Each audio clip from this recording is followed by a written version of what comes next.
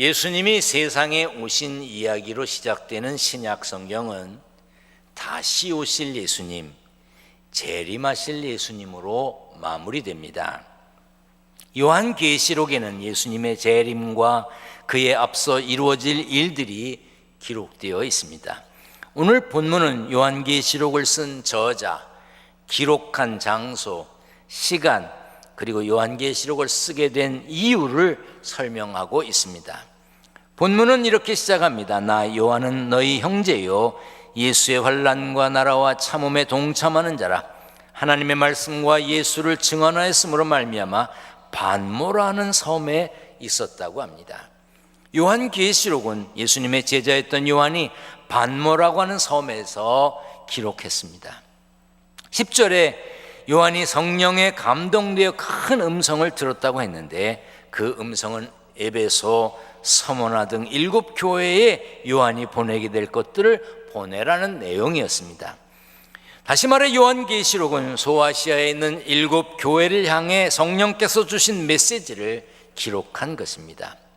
10절에 요한이 성령의 음성을 듣게 된 때가 언제인지 드러나 있는데 주의 날에 내가 성령에 감동되었다 그래서 주의 날에 요한이 성령에 감동되어 환상을 보고 기록하기 시작했던 때는 주의 날이었습니다. 우리가 말하는 주일이라는 표현은 주의 날, The Lord's Day라고 하는 이 주님의 날에서 비롯된 것입니다. 성경학자들은 요한계시록을 기록한 주의 날, 이 요한계시록에 기록된 이 주의 날을 예수 그리스도의 부활을 근거로 삼아서 초대교회가 예배하기로 선택한 날로 이해합니다. 요한계시록이 기록된 시기에는 이미 초대교회에서 주일을, 일요일을 예배의 날로 정하고 지키고 있었습니다. 일부 이단들이 기독교가 일요일을 주의 날로 지키는 것은 잘못된 관습이요 배교 행위라고 비난합니다. 그 이유는 주일은, 일요일은 로마 시대에 타양신을 숭배하는 날이었기 때문입니다. 그래서 썬데이라고 그러잖아요. 주일, 일요일 예배는 이교도와 종교적 혼합을 이룬 것이라고 말하지요. 그러나 그와 같은 논리로 생각하면 일주일 중에 예배의 날로, 주의 날로 정할 날이 단 하루도 없습니다.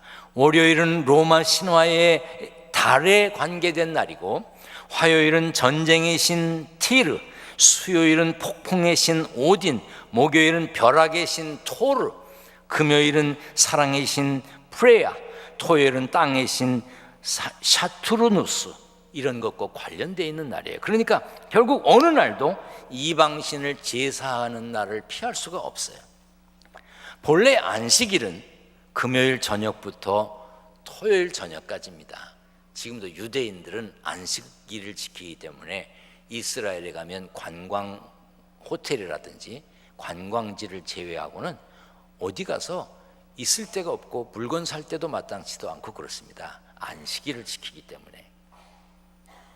미국이 수많은 사람들이 이민을 가서 사는 나라이긴 한데 정치, 경제, 문화, 교육 이런 중요한 자리에, 높은 자리에 대부분 유대인들이 앉아 있습니다. 그 유대인들이 힘이 막강하고 경제력도 대단하고 어마어마한 힘들을 가지고 똑똑하고 그래서 특별히 교육계의 높은 자리를 거의 다 차지하고 있어요.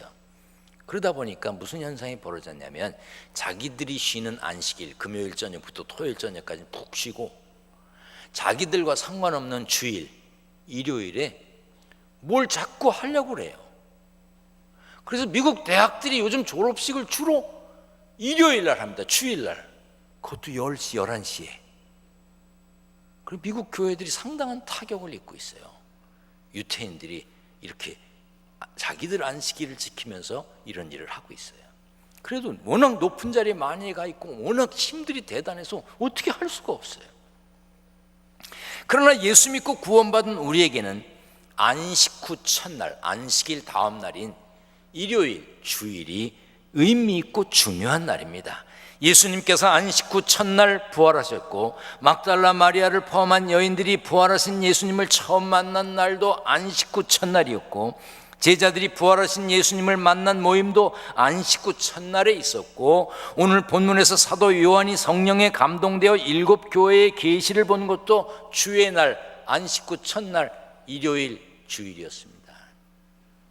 그래서 우리는 구약시대의 안식일 대신 안식 후 첫날을 예배하는 날로 삼고 있는데, 이를 가리켜 신학적인 표현으로는 안식일의 기독론적 전환이라고 얘기합니다.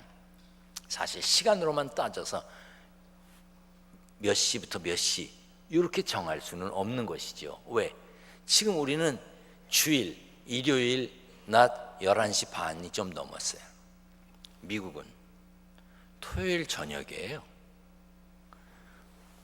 아프리카 모잠비크는 지금 새벽이에요. 오늘 새벽. 그럼 어느 시간을 정해서 이 시간이어야 한다고 주장할 수 있겠습니까? 우리는 우리의 시간으로 안식 후 첫날인 일요일, 주일을 하나님께 예배합니다. 각국의 시간에 따라 주일에, 일요일에 예배드리면 되는 것입니다. 주의 날, 주일은 예배하는 날로 정했습니다. 주님이 부활하신 그날, 성경은 이렇게 말합니다. 하나님은 영이시니 예배하는 자가 영과 진리로 예배하라 그랬어요. 다윗도 이렇게 노래했습니다. 오직 나는 주의 풍성한 사랑을 힘입어 주의 집에 들어가 주를 경외함으로 어디를 향하여? 해봐요. 어디를 향하여? 성전을 향하여 예배하리이다. 우리가 표현할 때 예배를 본다고 말하는 분들이 계십니다. 예배 본다, 예배 보자, 예배 보러 가자. 또 어떤 분은 예배 보는 게 뭐냐? 예배 드리는 거지. 예배 드리자, 예배 드리러 가자 이렇게 표현합니다. 물론 성경은 예배한다라고 표현이 되어 있어요. 예배한다, 예배해야 하고. 그렇지만 예배는 일방통행이 아닙니다. 우리는 하나님께 찬양과 영광을 돌리고 하나님께서 주시는 말씀을 통해 하나님의 뜻을 배우고 은혜를 받아야 됩니다. 이런 성령의 교통하심을 통해 나와 하나님과, 우리와 하나님과 교제가 이루어져야 돼요. 그래서 예배 끝날 때 되면 축도를 하지요. 예배 잘 드리고 축도 전에 집에 가는 사람 바보요. 어떤 분 표현대로 등신이요. 축도를 받아야 하는 거예요. 거기에 꼭 들어가는 말이 뭐냐면 성령의 교통하심, 성령의 교제하심, 코이노니아라는 말이 꼭 들어갑니다. 교제가 중요하기 때문입니다. 예배한다라고 말하는 것과 실제로 온 마음을 다해 예배하는 것은 물론 다르지요. 사실 예배 본다라고 표현해도, 예배 드린다고 표현해도 무슨 벌을 받는 것도 아니고 그 사람의 마음이 달라지는 것도 아니죠. 중요한 것은 예배하는 사람의 마음이 하나님을 향하느냐 아니냐예요. 어떤 단어를 사용했느냐 보다 중심을 보시는 하나님께 영과 진리로 예배했느냐가 더 중요한 것입니다. 여러분 지금 예배 드리는데 실제로 예수님이 내 옆에 와서 앉아 계신 걸 봤어. 실제로. 그럼 어떡하시겠어요? 예수님이 내 옆에 계시다고 막 좋아하고 막 끌어안고 막 그러겠어요? 늘 계시던 분이 오늘도 와 계시네? 그러겠어요? 저 같으면 둘 다 할 것 같아요. 아니 예수님이 옆에 와 계시면 어떡할 거냐는데 어떻게 사람들이 이렇게 가만히 있어요? 아니 예수님이 내 옆에 와서 앉아 계시다 지금 저는 아주 막 맛이 갈 것 같아. 그런데 사실은 지금도 우리와 함께 계십니다. 두세 사람이 내 이름으로 모인 곳에 나도 그들과 같이 있겠다 그랬고 지금도 약속하신 성령으로 우리와 함께 계십니다. 예배하라 하시고 예배를 받으시겠다고 하신 하나님께서 우리 예배를 받으신다고요. 그러므로 우리는 하나님께서 받으시는 예배를 드려야 하고 예수님과 함께하는 예배가 되어야 되고 성령과 교통하는 예배를 위해 교회에 와야 합니다.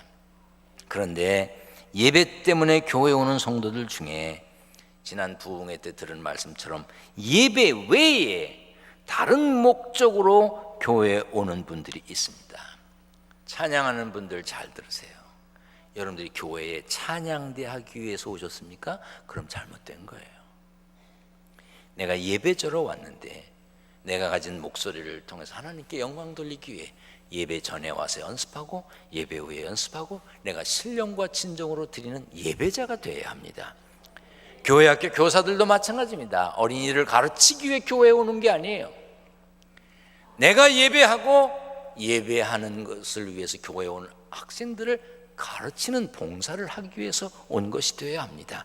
부서와 기관을 이끄는 임원들은 행사에만 관심이 있다면 잘못된 것이죠.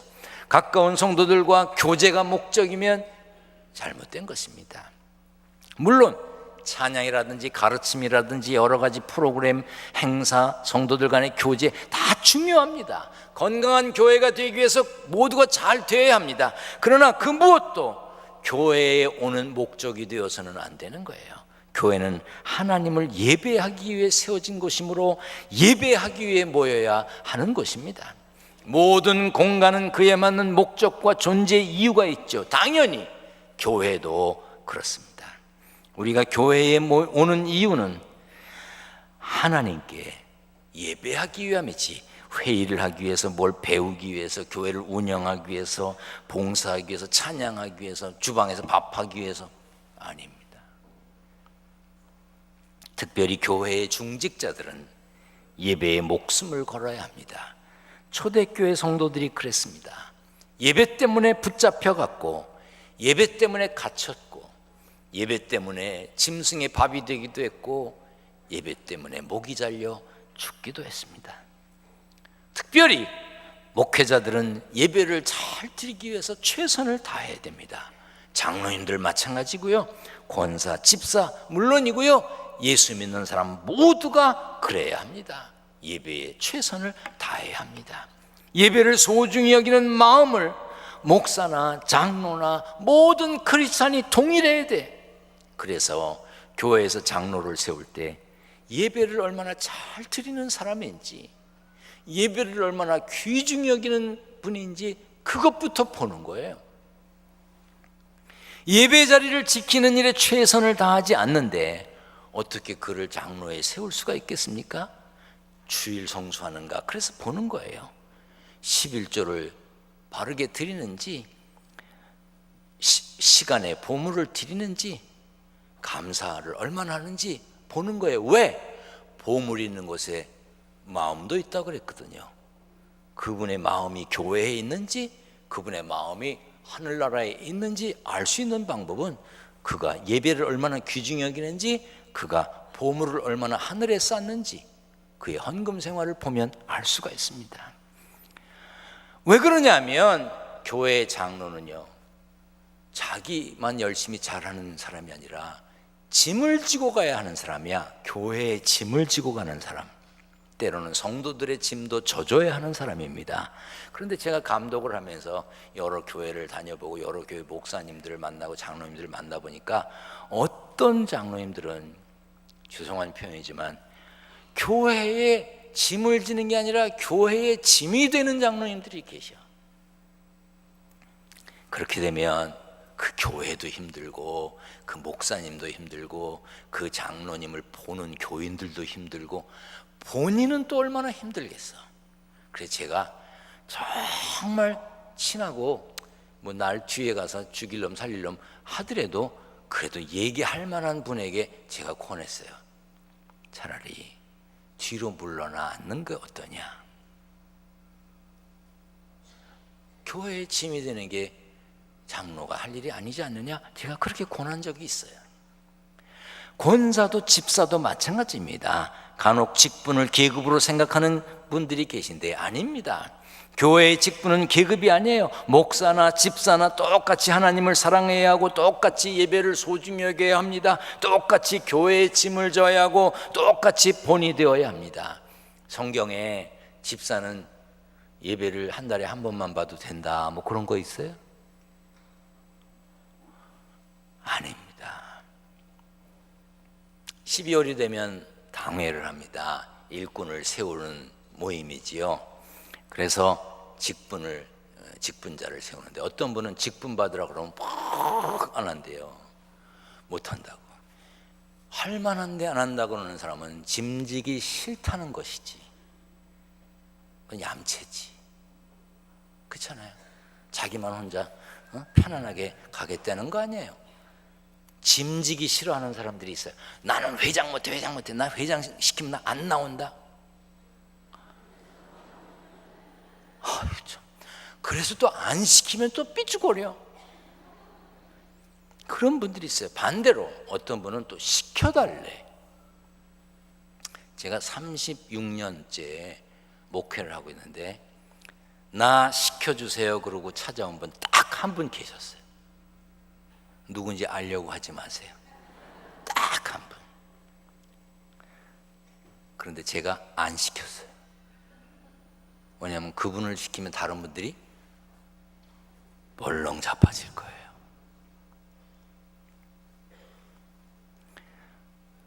직분을 받고자 하는 분도 아닌 분도 생각해 보세요. 지금까지 예배를 얼마나 소중히 여겼는지, 주일을 얼마나 잘 지켰는지, 주일을 주일답게 드렸는지, 다른 예배도 잘 참석했는지, 내 보물이, 내 마음이 하늘에 있는지, 교회에 있는지, 내가 11조 생활, 감사 생활, 짐이 되는 생활, 선교 헌금이라든지 어린이들을 돕는 거, 그런 일에 얼마나 참석했는지 한번 살펴보세요. 맡겨진 사명 감당하다가 짐을 지다가 핍박을 받고 도망 다니고 숨어 살고 목숨을 잃었던 사람들이 초대교회 교인들이에요. 제가 설교 준비를 하다가 저 혼자 이런 생각을 했어요. 이런 설교는 교인들이 안 좋아할 텐데. 저도요, 그렇게 머리가 나쁜 사람이 아니거든요. 교인들이 이거 좋아하지 않는다는 거 제가 잘 압니다. 보세요, 오늘 벌써 아멘이 없잖아. 별로 아멘이 없어. 다른 나라하고 다르잖아. 그런데 성경에 보면 가르쳐 지키게 하라고 하는 말씀이 있어요. 나도 가르쳐야 될 거 아니에요. 하나님 앞에 갔는데 넌 뭘 가르치다 왔냐? 맨날 뭐 복 받는 자, 잘 된다는 소리만 했지 뭘 가르쳤냐? 그럼 난 뭐라 그래? 그래서 가르치는 거예요, 지금요. 근데 가르치는 날 다른 날보다 아멘이 적잖아. 미국의 신학자이자 작가로서 미국 아주사 대학의 개원 교수를 지냈던 리차드 포스터라고 하는 분이 계세요. 저도 아주사 대학의 개원 교수를 할 때 그분하고 같이 했어요. 그분이 우리 교회를 오셨어요. 여기 오셔서 이 강대상에 서더니 이 강단 불 다 켜줬어요. 그분 왔는데 그랬더니 뭐 뷰티풀, 그레이, 골저스, 뭐 자기가 아는 영어는 다 갖다 대는 거야. 그래서 내가 뭐 더 좋은 얘기 없냐고 단어 그랬더니 자기 아는 단어 다 했대. 하여튼 뭐 여기 와서 뭐 감탄을 했던 분이에요. 그분이 쓴 영적 성장을 위한 제자 훈련이라는 책에서 성도들이, 교회에 오는 성도들이 지켜야 될 사항들을 설명하고 있는데, 교회에 오는 성도들은 첫째, 거룩한 기대를 가지고 교회에 와야 된대요. 오늘 예배 드리면서 하나님을 만나리라, 하나님께서 은혜를 주시리라, 하나님께서 내 몸과 영혼을 치유하시리라, 내게 말씀으로 가르쳐 주시리라, 이런 기대를 가지고 교회에 와야 된대요. 여러분 그런 기대를 가지고 오셨죠? 혹 그런 기대를 가지고 오지 않고 그냥 왔다 할지라도 지금 그런 기대를 가지시기를 바랍니다. 두 번째는요, 10분 이상 일찍 예배당 안에 들어와 앉아서 예배를 준비해야 된대요. 얼만큼 이상? 10분 이상 그 전에 예배실에 들어와 앉아 있어야 된대요. 저는 매년 10월이 되면 장로님들과 더 인간적으로 친해지고 싶고 그래서 망둥이를 잡으러 갑니다. 그래서 매년 가서 망둥이를 잡고 족구도 목사님 대 장로님 이렇게 대항해서 족구도 하고 또 밥도 먹고 이러고 돌아옵니다. 근데 문제는 매년 우리 장로님들이 망둥이 잡으러 가기로 정한 날을 망둥이도 안다는 거야. 망둥이가 없어. 다 도망갔어. 새마다 가서 낚싯대만 치르고 오는 거예요. 그래서 제가 장로님들 비밀도 못 지키고 망둥이한테까지 다 날짜 알려주고 그런 거 하지 말고 딴 거 하자고. 그래서 올해는 지난 화요일에 그래도 품위 있게 멋지게 뮤지컬을 보러 가기로 했어요. 그래서 뮤지컬을 갔었어요. 그 무슨 뭐 그날들인가 뭐 그런 건데 뭐 어떤 가수가 노래 불렀던 걸 가지고 만들었대요. 근데 난 그 가수가 활동할 때 미국에 살았기도 했고 또 유행가를 잘 듣질 못해가지고 난 한 곡도 모르겠더라고. 진짜 한 곡도 모르겠어. 그래서 아, 연습 많이 했구나 그것만 느끼고 왔어요. 그런데 6시까지 동대문 있는 그 공연장 옆으로 오라는 거예요, 우리 장로님이. 그래서 6시요? 그래서 공연은 몇 시인데요? 그랬더니 8시래. 8시인데 왜 6시까지 가요? 그랬더니 공연이 10시 반쯤 끝날 거기 때문에 6시에 와서 저녁을 먹고 가야 된대. 그래서 알았다고.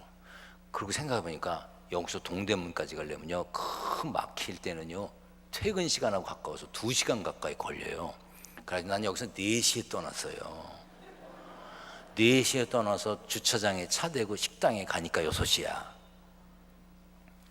그래서 맛있게 저녁 먹고 7시가 됐어요. 1시간 남았잖아. 그랬더니 또 차 한 잔씩 마셔야 되는데 차 한 잔 마시는데 뭐 20분이면 되잖아요. 15분이면.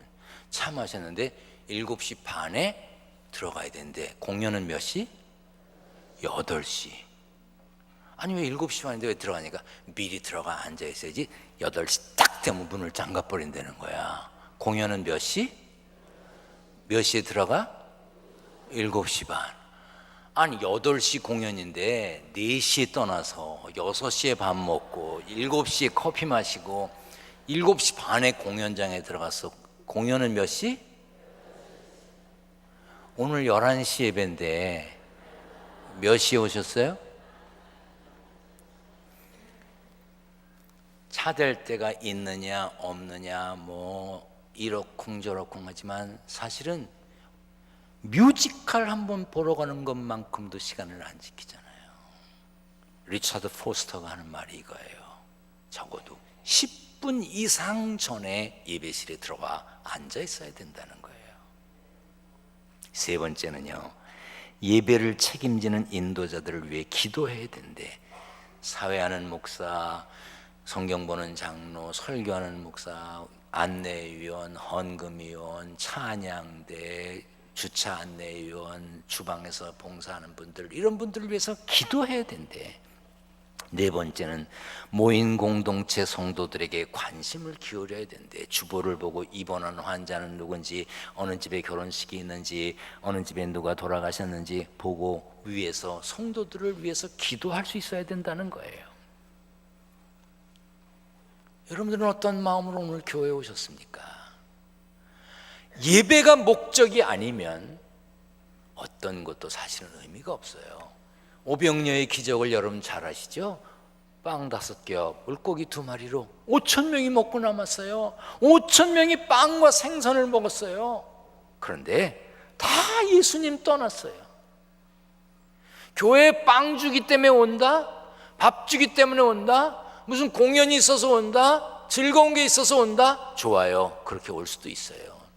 그런데 목적이 예배가 아니면 결국 예수님을 떠나는 거예요. 교회는 예배를 위해 모이는 곳이어야 합니다. 그리고 교회는 하나님을 예배하는 예배자가 되어야 합니다. 가정에서, 일터에서 말씀대로 살기 위해 최선을 다하다가 주일에는 예배자의 마음으로 성전에 와야 하고 신령과 진정으로 예배드려야 돼요. 성전에 올 수 없는 분들이 있죠. 지금도 배를 타고 원양어선을 타고 다니는 분도 있어요.